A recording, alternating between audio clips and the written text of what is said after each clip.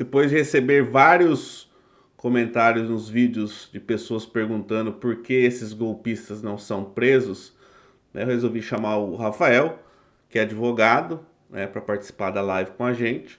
Mas como a live tem 4 horas, eu resolvi, né, postar a parte da participação do Rafael em um vídeo separado, tá? Então, no final do vídeo, eu vou passar um formulário para vocês que tem dúvida ainda, para tá mandando para o Rafael. O Rafael vai responder, talvez em vídeo, talvez a gente traga ele de volta para o canal para responder essas perguntas, tá bom? Então fica aí com o vídeo. E assim, ó, o advogado vai entrar aí agora pergunta para o advogado por que esses caras não vão preso. Fala aí, Rafael. Rafael, você viu que está crescendo aí, né? Cada dia aparece um estelionatário novo. E a pergunta que a gente mais recebe aqui é por que esses caras não vão presos, Rafael? Assim, pelo que eu tenho visto, né, das entrevistas e o que a gente busca, é que esse tipo de crime, ele está feito por gente que tem muito conhecimento. E a maior dificuldade realmente é das denúncias, da falta de denúncias, de pessoas que não fazem os boletins de ocorrência, que não avisam para as autoridades, e elas não têm como comprovar que realmente esses crimes estão acontecendo. Os crimes, eles só se comprovam ou por pistas, assim, por falhas muito graves, assim, de ostentação ou riqueza que não tem muito lastro, ou também por denúncias. E aí as denúncias que iniciam, então, os processos, que justificam que a polícia e as autoridades realizem os processos de investigação dessas pessoas. Como muitas pessoas têm certa vergonha, talvez, e eu acredito, né, pelo que a gente tem acompanhado, talvez 99% ou 100% de todas as pessoas que são enganadas, elas acreditam que aquilo realmente vai acontecer para o bem delas, que o dinheiro, que a promessa, que aquilo vai acontecer. Então, nada justifica dessas pessoas enganadas que vai realmente acontecer algo de ruim. Agora, para aquelas pessoas que realmente acordaram, para aquelas pessoas que realmente descobriram que caíram num golpe, que são vítimas, aí então elas precisam tomar todas as providências, cobrar mesmo da autoridade, realizar a denúncia, e aí então as autoridades vão, com algumas dessas denúncias, realizar as investigações. Aí depois, na fase de investigação, então tem um procedimento que é longo, é demorado, eles precisam comprovar realmente a realização desses crimes. Como as redes sociais hoje, elas propiciam, né, elas entregam uma tecnologia que é difícil de rastrear, muitas vezes pode ser difícil encontrar esse tipo de pessoa. Já teve uma outra oportunidade que eu comentei sobre o tipo de crime de estelionato cometido pela internet e que isso pode propiciar uma pena maior para as pessoas, para os criminosos, né?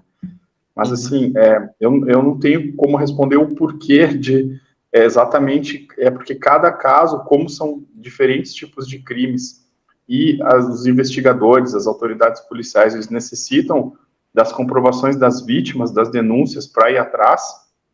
Então, muitas vezes, esses processos, eles acabam parando no meio do caminho. Assim, seria essa uma explicação mais básica, a princípio. Eu também não posso falar ou comentar, eu acho que as autoridades realmente realizam um trabalho, assim, fora do comum. Porque... Tá de brincadeira comigo. Você ganha o dinheiro dele.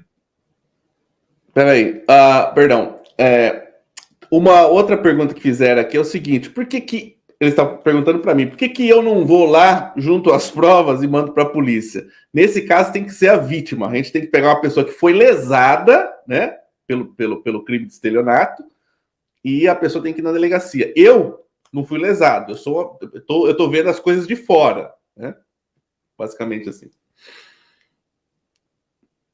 Entendeu? Eu realmente estou com algum probleminha, se puder repetir, por gentileza.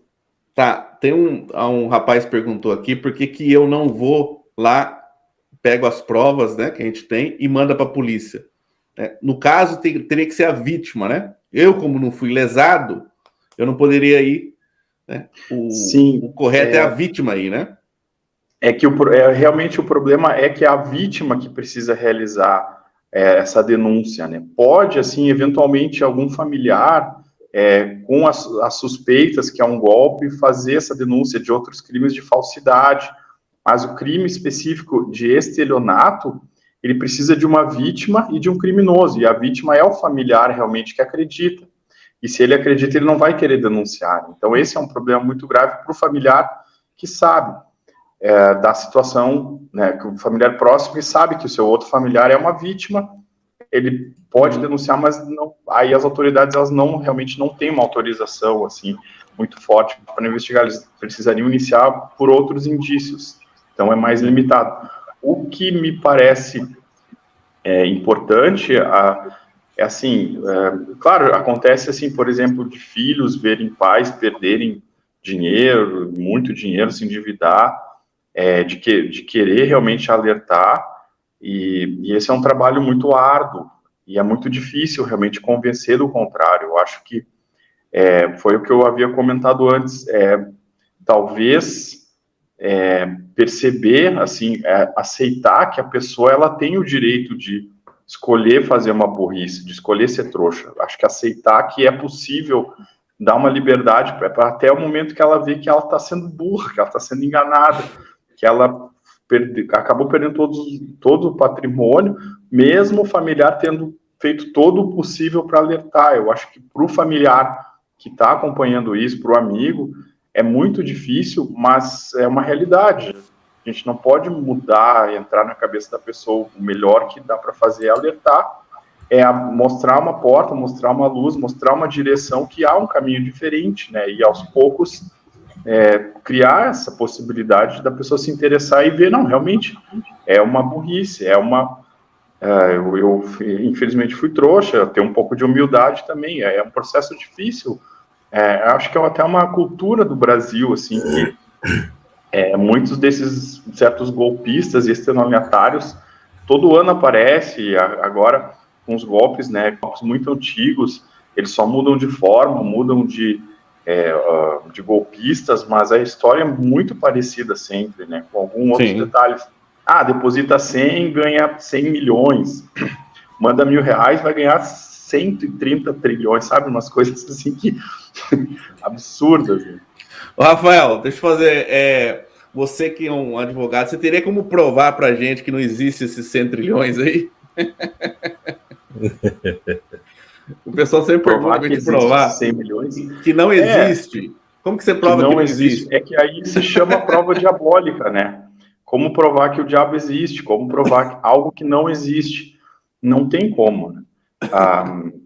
É algo que muitos desses estelionatários usam para convencer as pessoas, prometendo, ou muitas vezes até falsificam um documento para dizer que existe.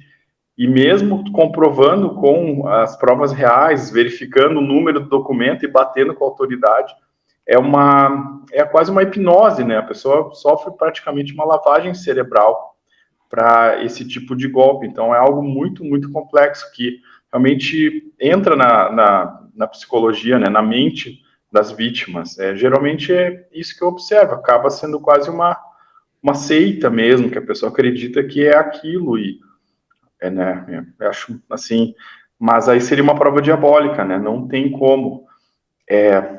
Talvez eu vejo mais uma forma de treinar e o nosso pensamento crítico, e é uma forma até de lutar contra fake news, porque é uma história fake news, é uma história falsa, só que ela é construída com uma narrativa para tomar dinheiro, para enganar. No fundo, é o dinheiro, né, que conta, é o golpe. Porque se fosse, né, uma mentirinha, alguma coisa assim, é bem diferente. E aí eles desenvolvem essas maneiras assim de um contrato de doação, uma rifa, ou algumas maneiras que vão captando a atenção da pessoa. Mas assim, como são golpes ainda muito antigos no Brasil e eles estão se sofisticando com a tecnologia, eu também vejo que as autoridades policiais, principalmente, tem se dado conta com crimes também muito graves, né? E esse é um, só que ele depende que as vítimas denunciem, e sem vítimas denunciando, eles ficam um pouco de mãos amarradas, entende? É como se a pessoa fosse roubada todo dia e não falasse para a polícia, me roubaram aqui, ela, não, pode me roubar, volta no outro dia, rouba de novo, ela fica quietinha lá na praça, assim, é basicamente isso. Rafael, deixa eu te fazer uma pergunta, peraí. No caso do Osório, ele foi preso, obteve o habeas corpus e está respondendo em liberdade. As vítimas, se elas denunciassem mais, daria mais materialidade, será que isso ajudaria a justiça pelos danos morais que eles estão causando? Porque os danos, eles são evidentes. São evidentes as pessoas sendo saqueadas. Mas como ele pede doação e lê a Bíblia, isso não configura crime. Essa é a dificuldade da justiça, eu acho. Eu realmente eu não sei do caso específico. Que tem uma pessoa que pede uma doação, né? Aí entra uma zona mais cinzenta, né? Porque pode realmente ser uma doação por conta própria, mas é diferente se essa doação, ela na verdade ela não se classifica como uma doação, porque a pessoa ela está doando na expectativa de ganhar, uma espécie de um investimento que eles chamam de doação, não é isso? Isso, Rafael, deixa eu te fazer essa pergunta, até que eu ia chegar onde você está falando, porque a doação, ela não pode caracterizar, envolver dinheiro, não é isso? Ela não pode ter um retorno financeiro, não é isso? A doação é uma transferência de uma propriedade, né? Pode ser uma transferência de propriedade de dinheiro, né, um bem móvel, uma transferência de um bem. Posso doar um carro, posso doar um dinheiro, posso doar um computador, aí eu transfiro minha propriedade para outra pessoa e não peço nada em troca, ela não tem que me dar nada em troca, assim. Essa é a regra geral, né? Algumas vezes, por exemplo, pode acontecer de uma doação ter uma condição, se eu dou um carro para um amigo e esse amigo não pode viajar para uma cidade, só coloca uma pequena condição, pode acontecer, mas são casos raros, aí é mais detalhe, mas em geral é isso, a doação é dar algo para alguém sem nada em troca, é diferente, assim, basicamente de uma compra e venda, né, eu estou comprando um ticket, por exemplo, e aí eu ganho um ticket, um número, e aí esse ticket me garante no futuro, por exemplo, uma ação, né? É um ticket que tenho chance, uma loteria, por exemplo, eu faço uma compra de um bilhete na esperança de ser sorteado, né? É bem diferente de uma doação. Vai um dinheiro e volta algo em troca. Deixa eu te perguntar outra coisa, rapidinho. No caso de pessoas que, assim, a pessoa entra lá no grupo do Telegram, usualmente fala que não caiu, que foi um amigo. Às vezes a pessoa está com vergonha de falar que foi ela. É impressionante como todo mundo chega lá, foi um amigo que caiu, né? Um ou outro que tem coragem de assumir, isso é normal. Mas se de fato uma pessoa conhece alguém que caiu no golpe, ela está vendo que a pessoa está entorpecida pela fantasia e sendo explorada. Cabe a essa pessoa que está de fora ela fazer uma legítima defesa de terceiros, entre aspas, porque está vendo que a outra pessoa não está em condições mentais de decidir, porque está iludida com uma fantasia, como, por exemplo, o drogado. O drogado está tão afundado nas drogas que você tem que fazer uma internação compulsória, uma intervenção, né? Senão ele não toma jeito. Tem como uma pessoa fazer uma legítima defesa de terceiro? Estou usando uma figura aqui do direito para fazer uma analogia. Tem como ele fazer uma legítima defesa de terceiros com a pessoa, ou é obrigado a ter uma parentela, ou é obrigado a ter um diagnóstico clínico que mostre que essa pessoa não está com as faculdades mentais boas para tomar as próprias decisões, ou algo do tipo? Novamente, é uma pergunta que realmente acontece bastante, né? E é muito difícil de responder. Eu te diria de uma forma genérica, porque aí, primeiro que eu não posso prestar uma consulta pública, né? Eu estou só mais em nível de instrução. Casos específicos, eles precisam receber um atendimento de profissional mesmo, um advogado, que daí possa aprofundar os detalhes do caso. Mas falando de uma forma genérica, o que tu tá me dizendo basicamente assim, que essa pessoa, pelo fato de ela acreditar nessas histórias de estelionato, ela age praticamente como um drogado, né? Ela vende as coisas dela, dá todo o seu dinheiro para ela, ela acredita muito que aquilo é a verdade para a vida dela. Mas, apesar de ela fazer isso, ela tem uma vida relativamente normal junto das pessoas. Vamos dizer que ela trabalha, vamos dizer que ela convive com a família, mas ela tem ali essa lavagem cerebral, vamos dizer assim. Tá? Eu vou falar lavagem cerebral um termo genérico, porque é o golpe de estelionato que é uma história que entra na cabeça dela e realiza mesmo essa lavagem cerebral, porque ela deixa de ser crítica com as coisas e ela acredita em tudo e dá o seu dinheiro para aquilo. Nesse caso, se é razoavelmente isso, que muitas vezes acontece, não dá para tratar ela como drogada, não dá para interditar ela, porque esses casos, geralmente de drogados ou de pessoas que sofrem uma interdição, são pessoas que não têm mais o conhecimento sobre a realidade, ela não sabe mais diferenciar água, as coisas básicas da vida, ela já não consegue fazer. Um drogado, talvez algumas pessoas, infelizmente, conviveram ou tiveram até familiares que passaram por isso, são pessoas que realmente muda todo o comportamento dela em função da droga. Se é um caso extremo, aí necessitaria de procurar uma equivalência nesse ponto. É possível, mas é muito extremo e muito raro. É muito difícil também. E aí precisaria ser um processo judicial muito complicado.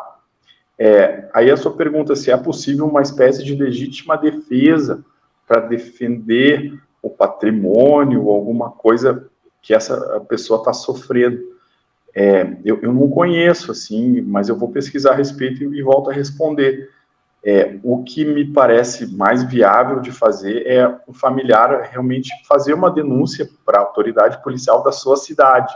Olha, o meu familiar está sofrendo uma lavagem cerebral, olha aqui os WhatsApp, olha aqui o canal, que auxílio vocês podem me dar aqui para investigar, para evitar com que ele passe, então, a ser enganado mais. Só que aí entra aquele problema, né, que a vítima, ela não se considera vítima, a vítima, ela não. Essa é a grande dificuldade. Então, o mais próximo que o familiar pode fazer, realmente, é alertar para que ele se dê conta que está sofrendo o golpe. Então, uma legítima defesa é só em casos extremos, assim. Então, nesses casos também é mais complicado de atuar, mas eu vou pesquisar mais a fundo e volto a responder. Eu vejo isso como tipo de um abuso, né?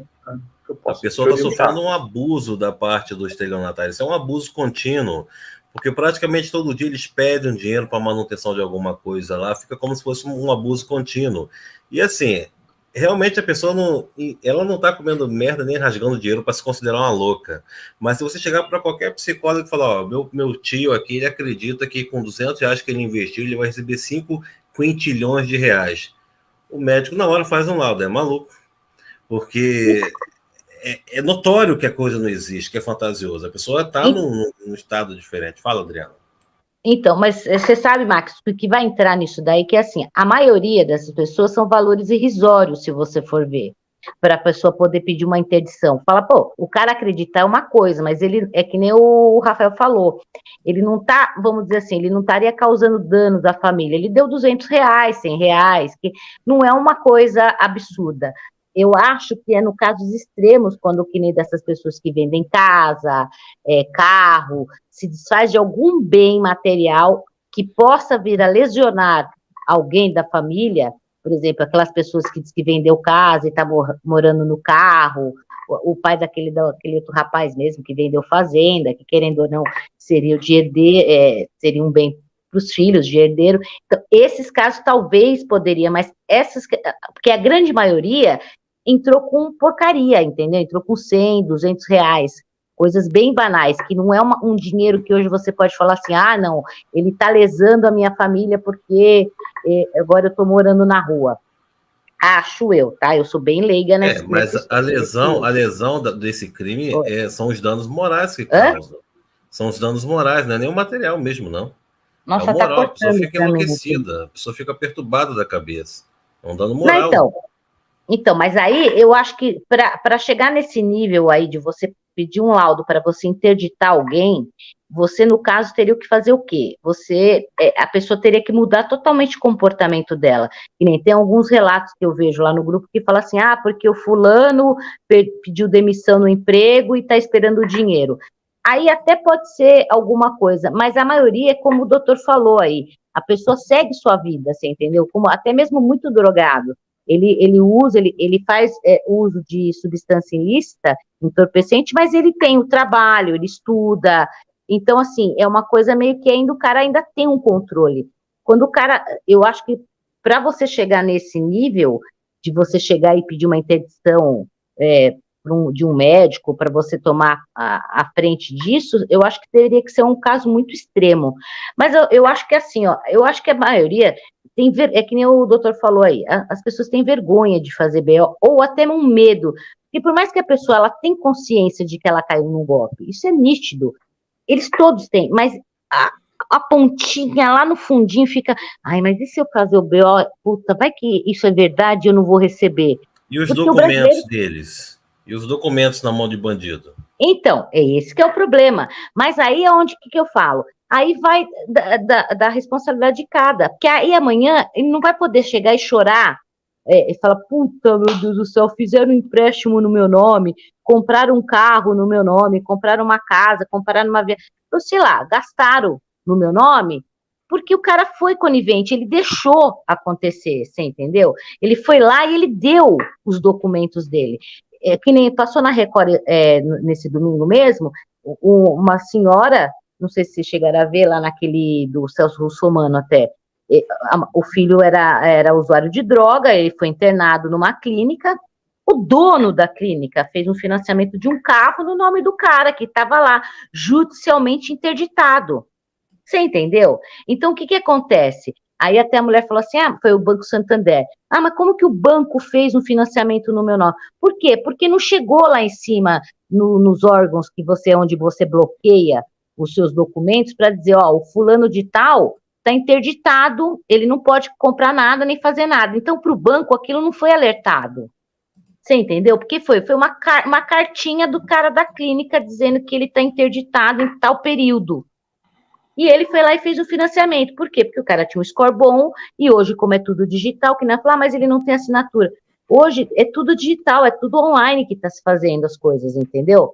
Então, se a pessoa, se ela não tiver a responsabilidade com ela de ir lá, fazer o BO e falar, olha, eu fiz isso, eu passei meus documentos para essas pessoas, e se amanhã chegar e pedir para alertar, para a polícia mandar o alerta para os órgãos de onde poderiam pegar os créditos, o SPC, Serasa, essas coisas, alertando que o documento dela foi roubado, ou tem que colocar como roubado, né? Apesar que nesse caso foi de livre e espontânea vontade. Então, para qualquer tipo de compra ou financiamento, teria que falar com a pessoa, porque aí o banco ele vai se isentar. Você entendeu? Ele vai se isentar. Você não avisou o órgão para dizer assim para você, olha, eu não posso fazer um empréstimo no seu nome, um financiamento, porque você não me alertou que o seu documento foi fraudado. Você entendeu? Então, assim, é uma coisa muito complicada hoje. As pessoas, se elas caírem no golpe e amanhã elas sofrerem porque cair num golpe por causa de 100, 200 reais é que nem o Salomão falou lá. Eu dei 100 reais, é um dinheiro que para ele não vai fazer falta. Mas amanhã, se pega o documento dele e fazem uma catástrofe na vida dele financeira, aí eu quero ver, ele vai chorar para quem? Ele vai lá cobrar do Osório ou desse pessoal aí? Porque desse pessoal aí, gente, vocês só conhecem por internet. Amanhã eles deletam todos esses canais aí, eu quero ver vocês acharem eles. Vocês não vão achar esse pessoal, você entendeu? Então, assim, a pessoa ela tem que ser um pouco inteligente. Por isso que eu falo, Max, você fala assim, eu tenho dó. Eu não tenho dó, porque para a pessoa pegar e ter o conhecimento de escanear seu documento e passar via internet para esse povo, eles têm um conhecimento básico de chegar e saber que isso é mentira. É só entrar na internet e pesquisar, gente. Pelo amor de Deus, são valores que é humanamente impossível. Não é nem humanamente, é financeiramente impossível. Você entendeu? São valores que não existem. Pode vir lá da casa do caralho da Galáctica. Não vai chegar esse dinheiro aqui, você entendeu? Não existe isso. Então, para mim, a pessoa cai porque quer. Ela cai porque quer. Eu não tenho dó dessas pessoas. Fala aí. Não, realmente, agora o comentário da Márcia, né? Ela falou, eu evitei o juridiquês, mas ela falou que o crime de estelionato é de ação penal pública condicionada à representação. Daí a dificuldade. Traduzindo isso, o pessoal vai fazer o BO, aí eles vão confirmar, realmente, aquela pessoa é criminosa. Agora, você quer realmente abrir um processo penal contra eles, vão chamar de novo a pessoa para fazer uma representação, e aí eles vão mover uma ação. Então, tem essa dupla medida, e às vezes a pessoa se incomoda, ela tem que aparecer de novo. E como também foi comentado, são valores, acabam sendo relativamente pequenos, 100, 200, até 500 reais é relativamente pequeno para esses crimes contra o patrimônio. Exatamente. Só se a pessoa realmente muito... E aí, quando o valor é muito pequeno, a pena ela acaba sendo uma multa, acaba sendo uma prestação de serviços, ou até uma multa. Então, os criminosos, daí, geralmente, podem ser réus primários, eles têm alguns benefícios nesse ponto, que eles acabam não sendo presos, né? Só se eles realmente daí acabam infringindo as regras penais agora novas que aumentam a pena, né, para 4 ou 6 anos, que essas fraudes eletrônicas ali, a Márcia deve estar também atualizada, né, no parágrafo 2º A e 2º B, e estelionato contra idoso ou vulnerável também, mas tem isso que ela falou, tem essa vamos dizer, esse tipo de atitude mais de burocracia, assim, para mover, então, a autoridade policial para prender as pessoas. Mas e quanto aos danos morais, só para finalizar, então, é muito complicado aí. Nesse caso, não se aplicaria, assim, de forma jurídica, danos morais. O máximo que dá para fazer é procurar reaver o dinheiro realmente, né, e colocar essas pessoas Exatamente. no lugar que elas merecem, né, atrás das grades. Entendi. Eu acho que essas pessoas que estão já cientes que é um golpe, que nem tem muitos lá no grupo vítima, cara, se junta vocês e abre um processo conjunto. Você entendeu? Pega todo mundo ali o contato um do outro, abre um processo, né? Aí. Exatamente. Tem aqui o doutor Rafael. Você entendeu? Chama, se tiver algum... Acredito que nenhum de vocês é advogado lá, porque, pelo amor de Deus, se for um advogado que caiu num golpe desse, tem que se matar. Mas, assim, não, né? Pelo amor de Deus. Pega o contato do doutor Rafael, abrem gente em conjunto, coloca esses caras na cadeia, porque, gente, ficar só falando, a gente aqui tá fazendo uma prestação de serviço de boa, mas aqui ninguém caiu no golpe, entendeu? A gente recebe paulada de graça, você viu? Tem um babaca aqui que entrou aí, falando verdade. É um idiota ou uma idiota, você entendeu? Que acredita no golpe e tá putinho, porque a gente tá colocando que é tudo golpe.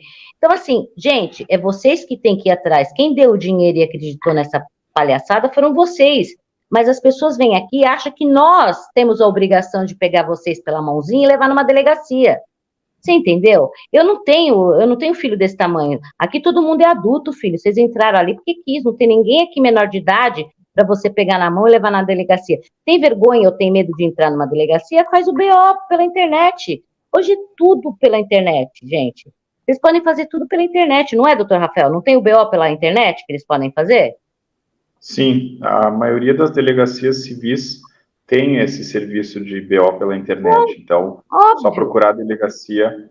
Pode ser também da Polícia Federal, eles vão prestar pelo menos alguma informação para a pessoa procurar auxílio. E tem os serviços da Justiça também. Ela pode procurar uma assessoria, por exemplo, de um defensor público, caso eventualmente não possa ter o auxílio de um advogado para assessorar. Exatamente. E o defensor poderia acompanhar ela para esse tipo de ação, né? Uma orientação jurídica nessa defesa dos direitos dela. Exatamente, mas eu acho assim, doutor Rafael é gente boa, ele vai fazer um precinho camarada para vocês, entendeu, né, doutor Rafael? Entra lá no grupo. Eu só estou agora prestando orientação, eu não estou falando Não. serviço. Eu estou falando em termos de se eles quiserem abrir uma...